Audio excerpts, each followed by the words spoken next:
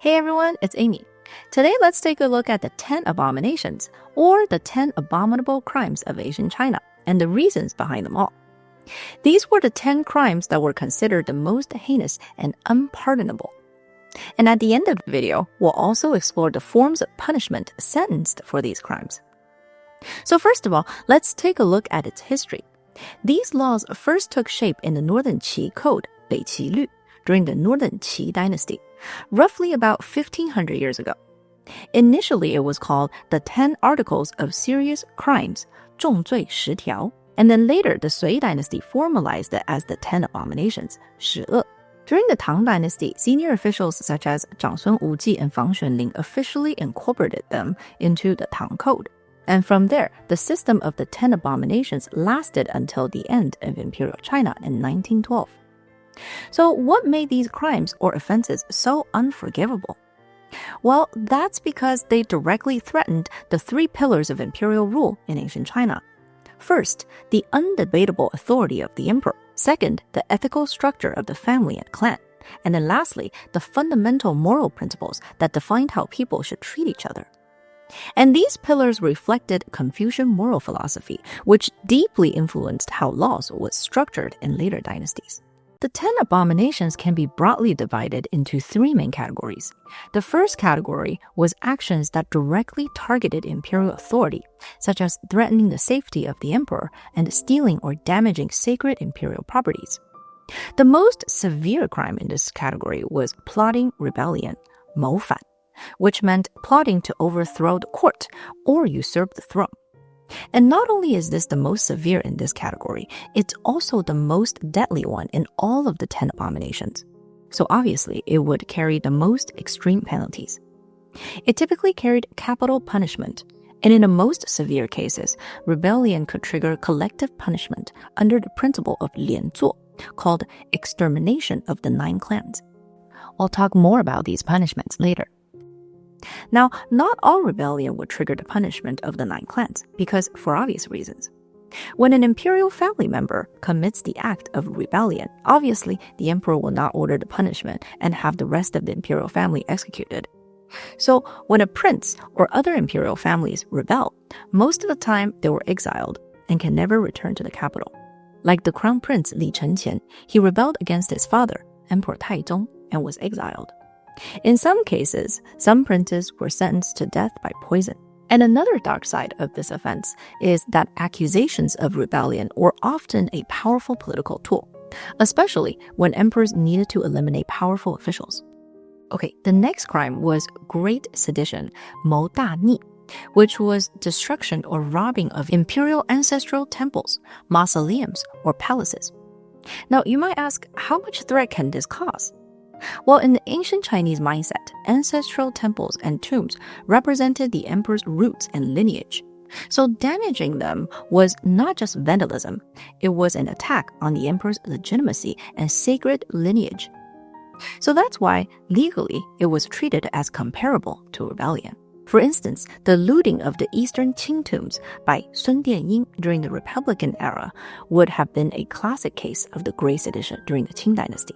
And under the Qing dynasty law, he would have likely been punished for committing the Great Sedition. Another crime in this category was treason, 谋叛, which involved betraying the country and defecting to an enemy state, essentially becoming a traitor. Unlike rebellion, though, which aimed to replace the emperor, treason was an act of disloyalty and was considered a grave capital offense. Even just the act of planning treason was enough to warrant the death penalty. And here's the last crime in this category, and personally, I think the scariest. It was the great irreverence, 大不敬. I say it's the scariest because it has the most ambiguous description for the actions that could be considered an offense. And it basically boils down to any act that challenged the emperor's dignity or threatened his safety. So some examples would be stealing or misusing objects used in imperial sacrifices, or making mistakes when preparing imperial food or medicine that endangered the safety of the emperor, or mishandling imperial documents or seals. There is a famous saying in Chinese that goes, 伴君如伴虎, which means accompanying the emperor is like accompanying a tiger. It was used to describe how easily officials could fall into this category with a simple, mindless mistake. Okay, by now you might be thinking, wait, wouldn't the emperor just be able to execute someone on the spot? Because you have probably seen it in C-dramas. Well, in theory, the emperor's power was absolute. But in practice, most emperors still wanted to appear as a benevolent ruler and not go down in history as a tyrant. So they operated within established legal frameworks. So that meant even the emperor would need legal justifications for punishment, because ruling through law enforced legitimacy. The second categories of crimes targeted family ethics. Now, we all know that Chinese people valued filial piety greatly, even in modern days. But in ancient China, filial piety was not just a cultural ideology, it was the law. The first crime in this category is heinous rebellion, 恶逆. And in terms of the 10 abominations, it referred specifically to killing or violently attacking one's parents or senior elders within the family hierarchy. In a way, it's parallel to rebellion, 谋反, which targeted the emperor. Heinous rebellion targeted the head of the household. And the next crime is unfilial conduct, 不孝. This one has a broader scope, and the term is still being used constantly in modern day. In simple terms, it's basically when you're not being nice to your parents. Here are some examples. Physically harming or verbally abusing a parent or grandparent, failing to provide support for elderly parents, or demanding division of family property while parents were still alive, and concealing a parent's death to avoid the mandatory mourning period, or engaging in celebrations like marriages or music during mourning. In the Princess Xingchen's video, we talked about how her wedding was delayed for 3 years because that was the mourning period for her father, Emperor Taizong. And 3 years was the standard mourning period for her father in the Tang Dynasty. But sometimes in practice, it's 27 months. And when her brother, the new emperor, Gaozong, wanted to push forward her wedding during the mourning period in an effort to cheer her up, it was pushed back by government officials. And they argued that proceeding with the wedding during the mourning period would violate established ritual norms. But why was this a big deal? That's because Confucian ideology treated the family as a miniature version of the empire. So when someone failed to show filial piety, that means this person is more likely to also lack loyalty to the ruler. And the ancient Chinese also believed that if a person lacked basic filial piety, they could not be sincere in any other relationship. But it is important to differentiate unfilial conduct from heinous rebellion. Unfilial conduct is the failure in duty, while heinous rebellion is the active violence against elders, which has harsher or sometimes more severe punishments. Okay, the next crime in this category is discord, 不睦. This one broadens the scope even more and is not limited to your immediate family. It refers to serious harm within the kinship hierarchy, so actions that violated the order of relationships inside the family. Again, back then, the law treated the family as a structured hierarchy with clear ranks based on age, gender, and generation. When that order was broken, it wasn't just a private matter, it was considered a legal threat to social stability. And here's a shocking story that's kind of related to the crime of discord about the famous Song Dynasty poet Li Qingzhao. After enduring domestic abuse from her second husband, she filed a lawsuit against him. But according to the Song Dynasty legal code, regardless of the husband's guilt, a wife's act of reporting her husband was itself a crime similar to discord. But fortunately, in her case, she was released just after a few days because she has some powerful friends and her husband was eventually punished. The legal logic behind this code was about preserving marital hierarchy. So I've mentioned this in some comment replies before, that if the Tang Dynasty was considered a relatively more open era for elite women with greater social mobility and visibility, the Song Dynasty is basically the complete opposite. And some modern historians now believe it is because they saw the influence that some of the powerful women in the Tang Dynasty held and thought, can't let that happen again. So in the Song Dynasty, the ideology that flourished was the Neo-Confucianism, which had more tightening expectations for women's behavior and social roles. So while the Tang and Song dynasties were both deeply Confucian societies, the social atmosphere in the Song dynasty became more conservative in certain respects. Now on to the last crime in this category. Some of you may have guessed it already, and that's incest, 内乱. This is the sexual relationship within the family, especially relationships that violate generational or family boundaries. And you may be thinking, wasn't marriages between cousins really common in ancient China? Well, yes, some types of cousin marriages were socially acceptable or even preferred, depending on the kinship line. But the key was which cousin. So, what is not allowed?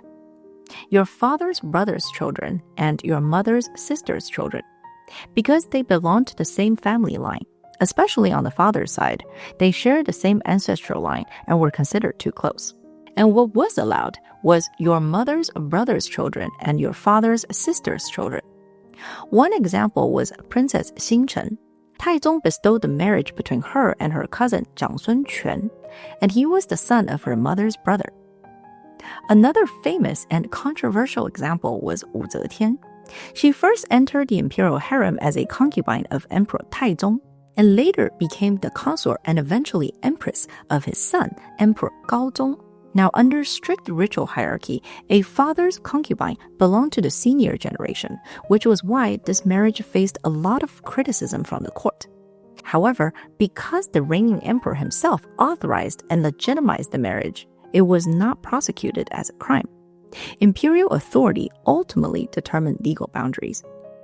The third and last categories of crimes targeted social morality, as it undermining the basic norms of human relationships.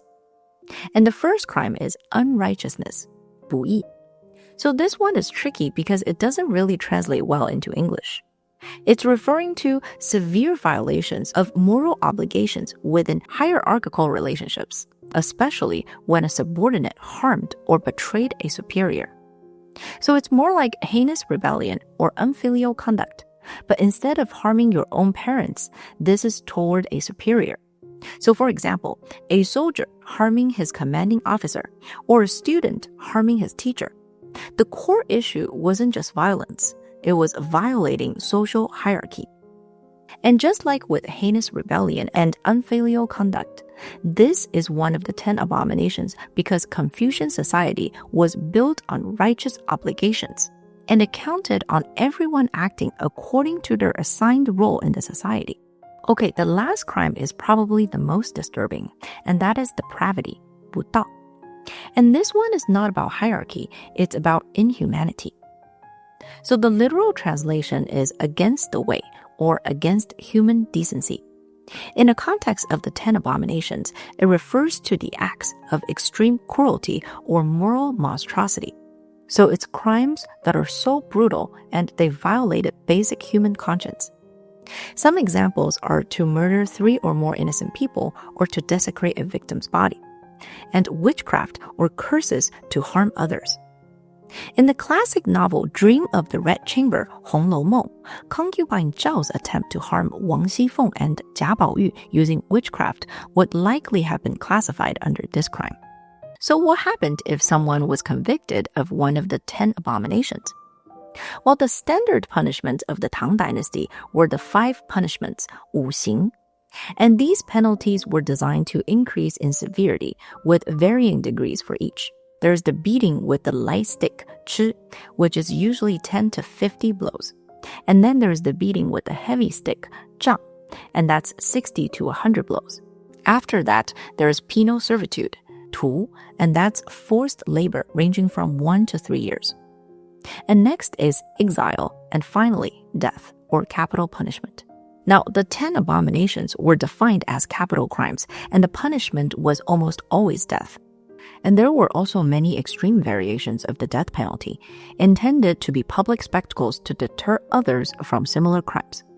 Earlier, we talked about one of the most severe form of punishment that could be sentenced for these crimes, the extermination of the 9 clans, 诛九族. We went over the exact 9 layers within the clan in another video, so we won't repeat it here. But in essence, this punishment means their entire bloodlines and lineage are destroyed, literally overnight. But before we imagine the pure brutality, we need to understand the legal logic behind it. The foundations of this system was not the exterminations itself. It was a principle called 连坐, collective responsibility. 连坐 literally means to be seated together. In other words, to be implicated together. It was a legal principle that extended punishment beyond the offender themselves to those who were connected to them closely. And this principle actually predates the 10 abominations. Versions of collective punishment can be traced back to the Qing and Han dynasties. And in these systems, the family was not just a private unit, it was a moral political structure. If someone committed treason or rebellion, it was assumed that they did not act entirely alone. Families shared responsibilities for supervising their members. So the goal is to put pressure on everyone to take responsibility for governing or policing their own household. And 连坐 wasn't limited only to family members. It could also extend to close associates, students, subordinates, and even colleagues who were believed to have known about or failed to report the crime, similar to guilty by association. But what made the 10 abominations unique was that they were excluded from mercy. In imperial China, many crimes could be reduced due to age, status, surrender, or special circumstances. And on top of that, the state regularly declared general amnesties during new reign, royal celebrations, or even natural disasters. Prisoners were released, sentences were reduced. And this goes across the empire. But the 10 abominations were especially excluded. These were crimes that attacked the very foundation of the world that imperial China was built on. And once that foundation was threatened, forgiveness was no longer possible. That's it for today's video. If you enjoyed this topic, don't forget to like and subscribe. Thanks again for watching, and I'll see you in the next one. Stay curious, stay magical.